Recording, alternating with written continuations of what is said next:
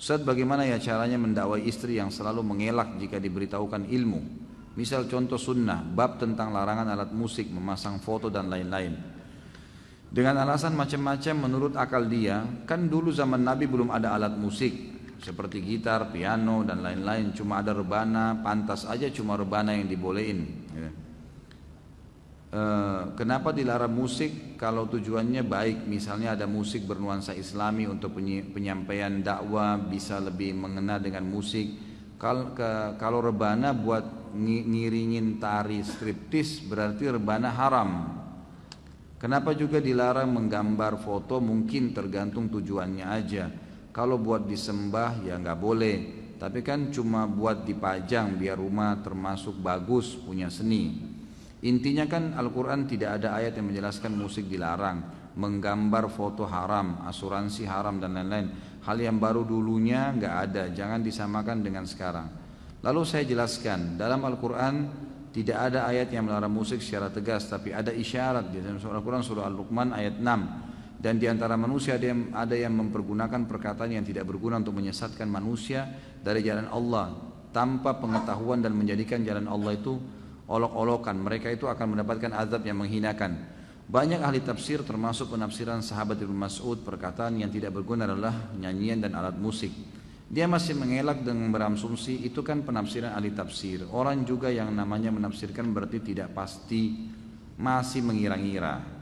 Baiklah, lalu jika saya jelaskan hadis yang lengkap dengan bukunya Rumah-Rumah Tidak Dimasuki Malaikat, Rasulullah SAW bersabda, sungguh benar-benar akan ada di kalangan umatku sekelompok yang akan menghalalkan zina, sutra, khamar dan alat musik.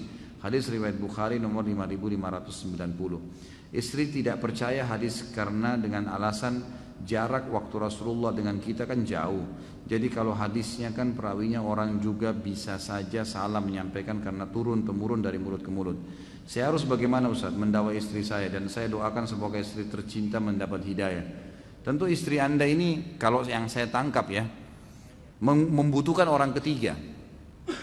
Mohon maaf saya mengatakan tipologi istri begini berarti dia tidak merasa suami ini orang yang bisa saya ambil darinya fatwa atau sebuah hukum, gitu kan? Ada memang tipologi seperti itu. Maka caranya adalah harus gunakan orang ketiga. Orang ketiga ini siapa kira-kira yang dia dengar atau apa hobi dia? Kalau hobi dia membaca diberikan buku.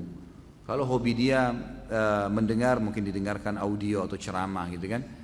Ya, jadi seperti itu menggunakan orang ketiga yang bisa sambil didoakan. Dan kita juga insya Allah doakan mudah-mudahan dapat hidayah. Yang penting begini, jangan pernah jenuh dalam menyampaikan dakwah. Insya Allah tidak ada. Nabi Nuh berdakwah 950 tahun pada istrinya. Tapi qadarullah waktu itu istri memang dalam keadaan tidak mau beriman, gitu kan. Memang itu ikhtiar ya. Dia tidak mau ya sudah. Allah SWT akhirnya takdirkan dia seperti itu. Itu saran saya pertama, gunakan orang ketiga. Yang kedua, cobalah jangan tumpukan saya melihat ini karena pihak si suami lebih dominan sudah paham sunnah, si istri belum. Karena terbukti perkataan-perkataan seperti mengatakan itu kan cuma perkataan ahli tafsir. Dia tidak tahu siapa itu Ibnu Abbas. Ibnu Abbas ini memang dia mengambil langsung dari Nabi SAW, gitu kan? Ibnu Mas'ud memang dia langsung sahabat Nabi yang belajar dari Nabi SAW hadis, dan dia bersumpah atas nama Allah surah Luqman ayat 6 itu adalah musik, bersumpah. Ya, jadi memang begitu, dan coba gunakan kata-kata atau penyampaian kepada istri seperti ini sesuatu yang tegas. Jadi ini loh dalilnya, jelas haram gitu. Dan kamu harus bisa menerima karena begini. Ada tipologi istri memang yang harus dengan cara seperti ini haram jelas. Kamu mau berargumen apapun tetap tidak bisa. Kalau masalah kasus kamu bilang jarak kita dengan Rasulullah SAW jauh, berarti kamu seakan-akan mengatakan mustahil agama bisa diterima sekarang. Kalau begitu berarti semuanya akan diprotes, semua akan ditinggalkan. Ini kan semua argumen yang disampaikan hanya karena menepis.